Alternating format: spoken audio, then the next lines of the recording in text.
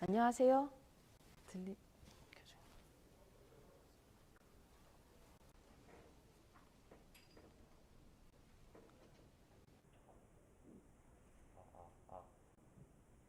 되는데, 네. 안녕하세요. SSNC 한은혜입니다. 반갑습니다. 오늘 저는 그 웹과 이메일 보안에 대한 내용으로 중점적으로 얘기를 할 거고요. 일단은 그 요즘 트렌드, 코비드와 관련된 내용의 트렌드와 그리고 이거에 대한 보안 대책을 위한 내용으로 진행을 하도록 하겠습니다.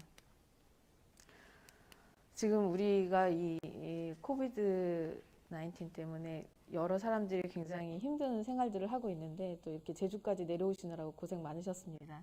그리고 또 온라인에서 보고 계신 많은 분들이 또 연락 주시는데 또 온라인에서 만나는 분들도 반갑습니다. 일단 처음으로 시작할 내용은 어떤 거냐면요. 저희가 이제 여기에는 포스포인트 엑스랩이라고 하는 연구소가 있어요. 포스포인트사에. 그 포스포인트에서는 웹과 이메일을 중점적으로 분석하고 대응하는 체계들을 좀 가지고 있는데 여기 그래프들을 좀 잠깐 먼저 보여드릴게요. 보시면 이제 우리가 그 코비드가 나오고 그리고 이게 확산이 되면서 폐쇄 조치 들어가고 하는 그 시점과 맞물려서 이 코로나 관련된 웹 트래픽의 증가된 양들을 보실 수가 있어요. 그래서 이게 이제 이렇게 사이클이 있는데 여기 이 부분은 주말입니다. 주말에는 없고 이렇게 주중에 이렇게 늘어나는 증가량을 볼 수 있고 이거는 코비드 관련된 증가된 웹 트래픽이고요. 그 웹 트래픽 중에서 악의적인 웹 트래픽이 이러한 추세들을 보이고 있거든요.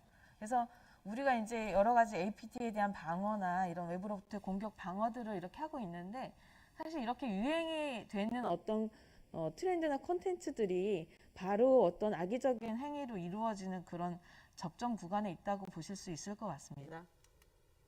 또 이 부분은 이제 이메일 부분인데요. 웹과 이메일 부분에 있어서 이메일 자체도 이메일로 이입되는 여러 가지 그런 악의적인 컨텐츠들이 이렇게 많이 증가하고 있다 이렇게 보실 수 있을 것 같아요. 그래서 뭐 상세한 내용들은 나중에 이런 참조된 자료의 사이트 정보를 보시면 될 것 같고요.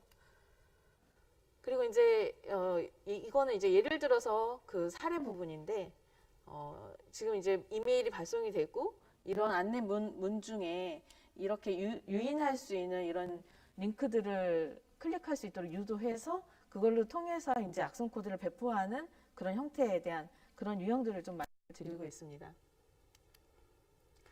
제가 이제 지금 몇 가지 그 트렌드, 코비드 관련된 부분의 트렌드하고 그리고 뭐 그런 사례들을 잠깐 말씀을 드렸는데 우리가 이제 어떤 방어 체계를 가진다고 하는 부분에 있어서 사실 우리나라 같은 경우는 어느 포인트에 맞춰져 있냐면 악성 파일들이 우리 회사로 내부로 유입되는 그 파일을 막는 거에 되게 초점이 맞춰져 있습니다. 근데 저희가 이제 이 차트가 록히드 마틴에서 되게 오래전에 만든 그 사이버 공격 유형을 분석했을 때 이 공격이라고 하는 것들이 악성 코드가 유입되는 단 한 단계만 있는 게 아니라 여러 단계들을 거쳐서 지속적으로 공격 시도를 하면서 목적을 이루는 이 스텝을 가지고 있다라는 걸 설명을 하고 있고요. 그거를 이제 록히드 마틴에서 정의하기를 사이버 킬체인이라고 하는 용어를 정의를 했습니다. 그래서 그러한 공격의 유행들을 보면 어느 날 갑자기 그냥 우연히 악성 코드가 우리 회사로 유입되는 게 아니고 최초의 그런 공격이 이루어지기 전까지의 단계로 여러 가지 이런 정보를 수집하고 그리고 유인하고 그리고 유인된 어떤 사이트를 통해서 악성 코드를 내려보낼 수 있는 사이트로 접속을 유도시키고 그걸 통해서 익스플로잇을 내려보내고 그리고 그걸 통해서 다시 악성 코드가 내려오고 그리고 원격에서 조정하거나 중앙에서 컨트롤할 수 있는 형태로 가고 그리고 최종적으로는 어떤 목적을 달성하는 그런 부분들이 뭐 시스템에 대한 뭐 유해한 행위를 할 수 있을 거고 또 회사 목적지로부터 정보가 유출되는 그런 과정들이 있겠죠. 그래서 그런 부분들이 일어나는 행위들을 보면 가장 많이 활용되는 포인트들이 웹과 이메일이 많이 활용된다고 볼 수 있습니다. 그래서 우리가 어떤 악성 코드가 내부적으로 유입이 되고 어떤 외부의 공격으로부터 방어하는 체계들을 갖춰가기 위해서 이 웹과 이메일을 보완하는 것이 굉장히 중요하다는 그런 포인트를 좀 말씀을 드리고 싶습니다. 이 부분은 뭐냐면 저희가 이제 2017년도 12월에 콘서트라고 하는 해킹 침해 대응 협의회에서 발표를 했던 지금 현재 KT의 그 부사장님으로 계신 신수정 박사님께서 발표했던 내용의 일부입니다. 근데 제가 그 당시에 그 키노트 발표를 듣고 굉장히 감동을 많이 받아서 그때 말씀하셨던 멘트들을 아주 지금까지도 기억을 하고 있는데, 원래는 이제 우리나라 보안 회사의 대표도 하시고, 그리고 이제 KT 쪽으로 가셔서 시소를 하시면서 이렇게 지금 그 과정을 겪으셨는데, 실제로 보안을 서비스를 제공하는 회사에 있다가 현업이 되어서 보안을 방어해야 되는 회사의 그 주요 그 최고 책임자가 됐을 때 느끼는 체감은 굉장히 다르다고 말씀을 하셨고요. 그래서 실무에 가서 보니까 정말 중요한 거는 우리가 기본을 잘 지키지 않는다라는 걸 보셨대요. 그래서 되게 고단위 어떤 보안 체계를 갖추기 이전에 가장 근간이 되는 보안부터 좀 잘하자, 이런 말씀을 하셨거든요. 그래서 제가 그때 그 말씀을 아직도 기억을 하고 있습니다.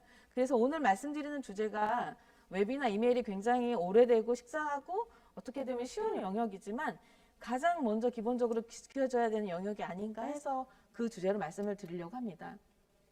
이메일 같은 경우 예를 들어서 이제 좀 말씀을 드리면 뭐 여러 가지 이런 부분이 고전적으로 계속 이렇게 이루어진 내용들이죠. 그래서 최근에는 뭐 문서 안에 들어있는 스크립트 이런 공격까지 방어하기 위해서 CDR이라든가 이런 영역들도 하게 되고 하는데, 최근에 들어오는 유형 중에는 이런 케이스들도 있습니다. 지금 뭐 위에 부분들은 뭐 다 아신 내용들일 것 같고, 이 URL 링크 변조 기능이라는 걸 조금 한번 자세하게 한 케이스만 살펴보려고 합니다. 그래서 이 내용 어떤 거냐면, 이메일이 전송이 돼서 이제 수신이 되면 보통 이메일을 필터링해주는 보안 장치들에서 스팸인지 분류하거나 이 이메일이 악성이 있는지 분류를 하고 이렇게 해서 내부로 이제 유저한테 전달이 되게 되는 과정을 겪게 되는데요. 근데 첨부를 하게 되면 첨부를 필터링하거나 그 첨부에 대한 악성 코드를 검사를 하거나 이런 것들이 많으니까 일단 요즘은 이제 이메일 본문 안에다가 링크를 넣는 경우가 많아요. 근데 이 메일이 그 보안 제품들을 통과하는 그 시점에는 이 링크에 아무것도 없어요. 안전한 사이트에 링크가 되어 있어요. 근데 사용자가 메일을 수신하고 이제 클릭할 때쯤 되면은 링크에 대한 그 정보가 바뀌는 거예요. 해당 링크에 있는 정보를 바꿔서 그 링크를 눌렀을 때 악의적인 사이트로 넘어가게끔 이렇게 넘어가게 되는 거죠. 그러면은 실제로 메일을 필터링해주는 그 시점에는 이 링크가 문제가 없었기 때문에 통과가 될 거고, 그 메일이 수신돼서 다시 사용자가 클릭하는 시점에는 다른 정보가 되는 거죠. 그래서 실제로 그 이메일이 통과하는 순간에 안전도를 체크했다고 해서 이메일이 안전하다고 볼 수 없다는 그런 내용이고요. 그래서 뭐냐면 이메일이 클릭되는 그 시점에 이 사이트가 안전한지 한 번 더 확인할 필요가 있다는 그런 내용입니다. 그래서 이 정도까지로 디테일하게 어떤 이메일 보안이 필요하지 않을까, 이런 부분을 말씀을 드리고요. 그리고 이제 이메일 같은 경우에는 반드시 같이 수정되는 것들이 사용자의 지속적인 트레이닝을 계속 불시적으로 해줘야 될 필요가 또 있습니다. 최근에 어느 보안회사에서 말씀하신 내용인데, 보안회사 전체 직원들을, 뭐 1000명 가까운 직원들을 대상으로 이 테스트를 하셨대요. 그런데 너무 신기하게 보안회사 다니는 직원들임에도 불구하고 굉장히 많은 인원들이 이 클릭을 한다는 거죠. 그래서 지속적으로 반복적으로 학습을 하는 부분들을 해주지 않을 수가 없습니다. 안전한 장치들도 마련을 해서 필터링은 미리 사전에 해야겠지만 사용자 스스로도 이런 부분들을 주의하고 할 수 있도록 반드시 이제 교육을 지속적으로 해줄 필요가 있고요. 그래서 이제 이러한 부분들에 대한 이메일 부분들이 사용자가 내부에 있거나 외부에 있거나 이런 부분들을 좀 복합적으로 구성을 해서 가져갈 필요가 있는 부분이죠. 그리고 이제 웹에 대한 부분을 좀 말씀을 드리려고 합니다. 그래서 웹이라고 하는 것들은 우리가 이제 기본적으로 뭐 대기업이라든가 뭐 뱅킹이라든가 보안이 굉장히 중요한 사이트들은 스스로 되게 잘 지켜요. 근데 그 회사들에서 근무하는 분들이 접근하는 다른 그 뭐 협력업체라든가 보안이 잘 되지 않는 이런 쪽의 공격 유형을 많이 봤거든요. 그래서 이제 경유지로 되는 부분들이 굉장히 많습니다. 그래서 이런 경유지에 대한 문제점들이 계속 얘기가 되고 있고, 우리가 이제 과거에는 고전적으로는 악성 파일이 내려오는 것들을 중점적으로 어떤 보안 대책을 마련하거나 이런 것들을 했는데, 실제로 여기 이제 사례들을 보면은 파일이 떨궈지지 않고 스크립트 베이스로 돌아가는 형태라든가, 그리고 뭐 링크로 내려오는 부분이라든가, 그리고 사실은 제가 뒤에서도 한 번 더 강조는 할 건데, 이 암호화 트래픽에 대한 보안 대책을 하지 않고 있는 경우를 제가 굉장히 많이 봅니다. 근데 어떤 공격을 하겠다고 하는 그 공격자 입장에서는 평문으로 돼서 탐지되는 영역보다는 암호화돼서 하는 트래픽을 많이 사용을 하게 되거든요. 근데 현실적으로 각 조직에서, 기관에서, 기업에서 이 암호화 트래픽을 보는 부분이 현실적으로는 굉장히 많이 좀 낮은 상황, 아직도 낮은 상황이라고 저는 파악을 하고 있습니다. 그래서 이 부분도 마찬가지로 그 아까 말씀드렸던 그 콘서트 때 발표했던 내용의 일부분인데요. 이 많은 부분의 부분들이 예를 들면 유저들이 접속하는 웹 같은 경우에는 그냥 포트로 열려져 있거든요. 그래서 그 접속되는 그 하나의 채널이 사실은 외부자가 공격할 수 있는 가장 유일한 또 채널이 됩니다. 그 부분이 이제 웹과 이메일이고, 그런 하나의 클릭으로 인해서 일어나는 부분들에 대한 취약 부분들이 계속해서 이제 발생을 하고 있다라는 그런 내용으로 이해를 하시면 될 것 같습니다. 그래서 계속해서 진화하는 공격의 형태들은 아무리 방어를 해도 또 그걸 뚫고 또 진보하고 하게 되거든요. 그런데 게다가 요즘에 또 다시 대두되고 있는 부분들이, 저희가 이제 이 코비드 때문에 다시 주어지는 환경이, 오늘도 좀 전에 뉴스를 또 보내주셨는데 SDS하고 KT에 확진자가 있어가지고 지금 뭐 폐쇄하고 이렇게 또 상황들이 갑자기 급변하고 있거든요. 그래서 또 고민하시는 부분이 재택근무를 또 많이 하세요. 그래서 단말을 들고 이제 집에 가서 일하는, 그렇게 되면 우리가 앞으로 클라우드 영역이나 이런 부분들이 점차 사용이 증가할 것으로 예상을 하고 있거든요. 그래서 이런 부분들에 대한 그 부분, 보안 대책들이 계속해서 이제 좀 보완이 필요하다, 이렇게 말씀드릴 수가 있을 것 같습니다. 그런데 이제 제가 이제 많은 고객사를 가보고 어떤 보안 대책하는 환경을 가보면 시스템들이 이렇게 구성이 돼 있어요. 우리가 사이트를 막아야 되니까 사이트 통제 부분, URL 통제 부분들이 들어있고, DLP도 해야 되니까 DLP도 들어있고, 그리고 뭐 SSL 디크리션 하니까 디크리션도 해야 되고 해서, 이 웹이라고 하는 하나의 어떤 그 채널들, 세션을 하나를 보게 되면 이 하나를 방어하기 위해서 각각의 요소들을 여러 가지를 결합시켜가지고 그 연계한 형태로 사용을 하고 계시거든요. 근데 이렇게 하게 되면 각각이 통합돼서 움직이지 않다 보니까 원활한 정책들을 주기가 좀 어려워요. 그래서 이 부분들을 좀 보완하게 되면 우리가 이제 이상적으로 웹이라고 하는 어떤 영역들에 대한 필요한 요소들을 다 모아서 하나로 처리를 하게 되면 좀 더 효과적으로 처리할 수 있는 부분들이 있거든요. 그래서 이러한 통합적인 구성을 좀 고민해 볼 필요가 있지 않을까, 이런 말씀을 좀 드리고 싶습니다. 이 부분을 조금 더 설명을 드리면, 제가 생각하는 부분에서의 이제 제로데이 어택이라든가 이런 악성적인 불특정한 새로 생겨난 악성들을 막아주기 위해서는 가장 1차적으로는 사용자가 접속하는 목적지 사이트에 대한 안전도를 반드시 검사해야 될 필요가 있다고 생각합니다. 매 순간 클릭해서 들어가는 그 대상 목적지가 안전한지 또는 안전하지 않은지를 판단을 하고 접속을 허용해 줄 수 있는, 판단을 할 수 있는 체계들이 반드시 필요할 것 같습니다. 그리고 그 부분에서는 그 안에 이제 암호화 통신되는 부분까지, 그리고 우리가 알려지지 않은 목적 사이트까지도 다 통제할 수 있는 기능들을 좀 갖춰야 되지 않을까, 이렇게 말씀을 드리고 싶습니다. 그래서 이제 이러한 부분들에 대한 부분들을 방어하기 위해서는 기본적으로 우리 내부에 있는 어떤 조직 구성원들이 접속되는 사이트들에 대한 사용 형태들도 알아야 될 거고요. 우리의 어떤 조직 특성상 외부로 접속되는 부분들에 대한 부분들의 허용을 어디까지 해줄 건지, 이런 부분도 고민할 필요가 있습니다.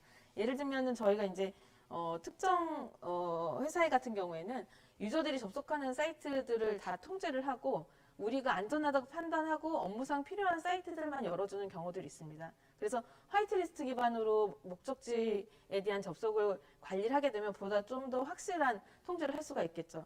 그런데 그렇게 하려면 접속되는 사이트에 대한 정보들의 관리가 잘 되고 있어야 되거든요. 그래서 이런 부분들을 사전에 미리 분류 체계를 가지고 카테고라이제이션해서 그 안전한 사이트로 분류되는 부분만 하고, 그 외에 알려지지 않은 부분들은 통제할 수 있는 이런 부분들을 가지고 가면 훨씬 더 좀 안전한 어떤 환경들을 가지고 갈 수 있을 거라고 볼 수 있습니다. 그리고 이제 저희가 좀 추가적으로 말씀드리고 싶은 거는, 사실은 이러한 어떤 외부로부터의 공격을 막는 부분이 우리가 하나의 또 타겟이라고 하면, 거꾸로 이런 부분이 있습니다. 웹이라고 하는 어떤 채널로 접속을 해서, 예를 들면 우리가 네이버라는 사이트를 접속을 하는데, 네이버를 접속해서 포탈의 검색 기능도 쓸 수 있고 또 웹메일도 쓸 수 있고 게시판이나 이런 데 블로그나 글을 쓸 수가 있고 여러 가지 행위들을 할 수가 있거든요. 그런데 그 행위들을 할 때 클릭돼서 넘어가는 순간들마다 어떤 악성적인 것들이 내려올 수도 있는데 또 한 가지는 내부에 있는 자료를 외부로 보낼 수 있는 채널이 되기도 합니다. 그래서 그런 부분들을 거꾸로 전송되는 데이터 측면에서 보면 DLP에 대한 부분을 좀 같이 웹에서 고려해야 될 필요가 있습니다. 예전에 우리나라 여러 가지 이런 그 악성 코드로 감염되고 그리고 기업이나 어떤 기관에서 정보가 유출이 됐다는 이런 사고에 대한 기사들이 그동안 꽤 있었거든요. 그런데 결국에는 그 다음에 뭘 하냐면 이 점령당한 어떤 단말로부터 정보들을 빼내가는데 그 루트가 다시 HTTPS 통신을 하면서 자료들을 가져가는 루트로 활용이 된 사례들이 좀 많이 있습니다. 그래서 우리 어떤 보안을 지키는 관점에서 악성적인 것들이 내려오는 것도 방어를 해야 되지만 그 이후에 발생할 수 있는 정보에 대한 유출에 대한 부분도 같이 고려할 수 있으면 좀 더 효과적인 보안들을 체계를 가져갈 수 있다고 볼 수가 있을 것 같고요. 그래서 그런 부분들이 같은 채널, 웹이라고 하는 세션이 맺어지는 그 웹 채널이라는 부분들에 대해서 내려오는 거, 그리고 여기로부터 다시 나가는 거, 이런 부분들을 좀 더 복합적으로 같이 병행해서 볼 수 있다고 하면 좀 더 강력한 보안 체계를 유지할 수 있을 것 같습니다. 그래서 이제 저희가 이제 그 제공할 수 있는 부분들 중에 하나가 우리가 이미 정해져서 이 사이트는 안전하다고 판단을 한 그런 사이트들의 정보가 있을 거고, 그리고 어느 날 갑자기 생겨서 이 사이트가 새로 만들어진 사이트들이 있을 겁니다. 그래서 이 목적지를 접근하는 그 순간에 그 안전도를 검사를 하고 새로 생긴 사이트라고 하더라도 그 즉시에 분석을 해서 안전한지 안 한지에 대한 부분들을 여러 가지 그 체계에 맞춰서 스코어링이나 이런 걸 해서 안전한지 판단을 하고 접속을 허용해 주든지 또는 불허해 주든지 이러한 정책들을 같이 반영할 필요가 있을 것 같습니다.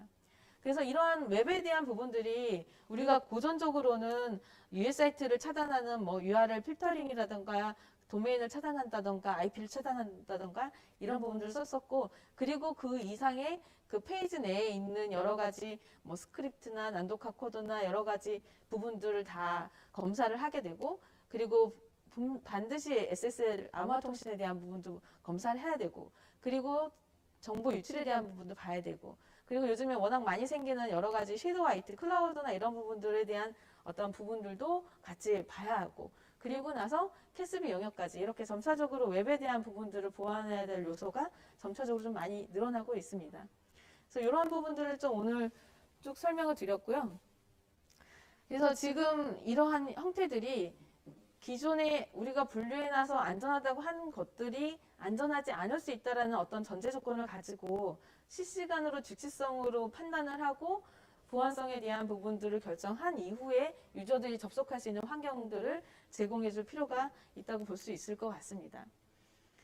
그래서 이런 부분들을 또 사용을 하는데, 최근에는 저희가 어떤 문의를 많이 받냐면 이제 재택근무를 많이 해요. 그래서 이제 재택근무를 하게 하려면 단말을 집에 가져가게 해주는 거죠. 그래서 집에 가지고 가면 이런 환경들이 됩니다. 회사 안에서는 여러 가지 보안 장비들을 되게 많이 둬요. 그래서 우리 회사 안에서는 뭐 방화벽도 있고 뭐 IPS도 있고 여러 가지 뭐 샌드박스도 두고 뭐 이런 차단들을 다 해서 해주는데, 집에 가니까 집에서는 그냥 아무 웹사이트나 들어가고 카페 가서도 들어가서 웹사이트 접속하고 이제 무방비 상태가 되는 단말이 밖에 나가는 거죠. 우리가 뭐 지금 이렇게 마스크 쓰고 코로나 쓰는 것도 마찬가지인데, 사내에는 바운더리를 치고 굉장히 강력한 보안을 하는데 다시 집에 가는 순간 또는 뭐 대중교통을 타고 이동하는 순간, 모임에 가는 순간 다른 환경들을 접하게 되거든요. 그런 루트들을 통해서 또 다시 어떤 악의적인 공격이나 이런 유형들을 받게 되는 더 쉬운 환경이 됩니다. 그래서 그 이후에 보완하는 대책이 필요한 영역 중에 하나는 우리가 사내에 있는 단말이나 이 단말을 들고 다시 밖에 가거나 동일한 어떤 보안 수준으로 지켜줄 수 있는 체계들이 같이 필요하지 않을까, 이런 부분들을 같이 고민을 하고 있습니다. 그래서 그런 부분들이 하나의 어떤 그 동일한 수준의 어떤 보안 레벨들을 가질 수 있도록 사내, 사회 같은 어떤 체계들을 유지할 필요가 있게 됩니다. 제가 오늘 이제 CPS 보안 연구회 이 내용을 발표하는 이유는 아까 앞에서도 이제 스마트 팩토리나 발전되는 진화되는 어떤 환경들을 말씀을 하고 계신데, 우리가 지금 기존의 사이버 피지컬 시스템 같은 경우에는 어떤 외부로와 강력한 분리를 했습니다. 그래서 그 독립된 망으로만 운영을 하고 외부로의 접속을 많이 끊었는데 이제 IoT가 되고 여러 가지 환경이 변하면서 이제는 더 이상 이러한 독립된 환경을 폐쇄된 환경을 운영하기에는 이 운영을 계속 유지할 수 없는 요구 조건들이 계속 많이 늘어나고 있습니다. 그래서 이러한 부분들이 앞으로 계속해서 발전하는 과정 중에 오픈되는 어떤 채널들에 대해서는 좀 더 보다 강력하고 좀 더 지능적인, 우리도 지능적인 어떤 환경들을 준비해야 되지 않을까 해서 오늘 이 발표를 준비했습니다. 제가 준비한 내용은 여기까지로 마무리를 하고 그 다음에 질문 있으시면 받도록 하겠습니다. 네, 질문 주시기 바랍니다. 코멘트도 좋고요.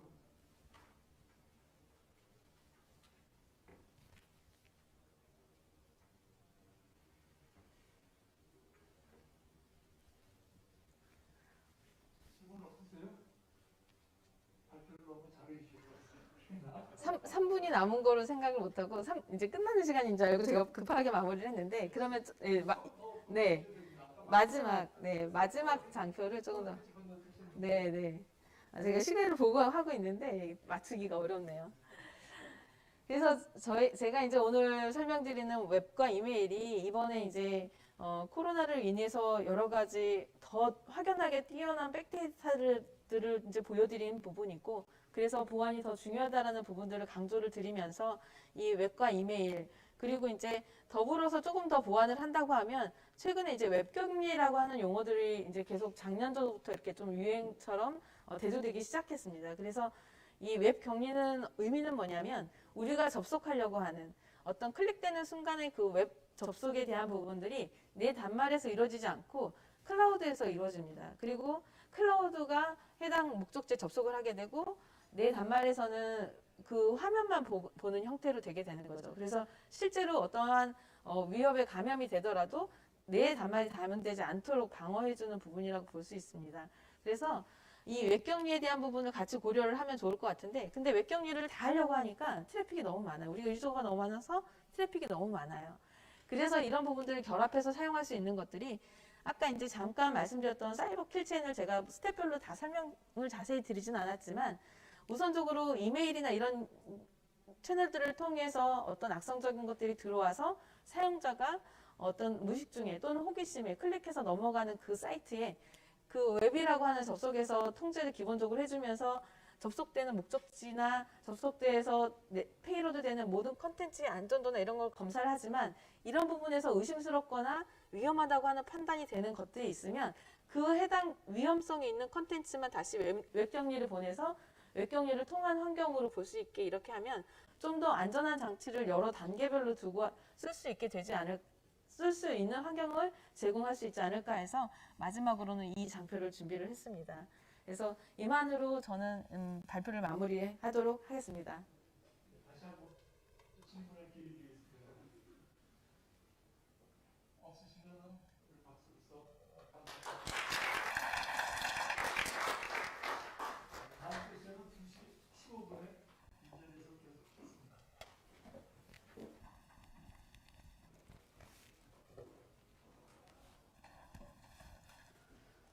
이거 그냥 놔주면 되나요? 꺼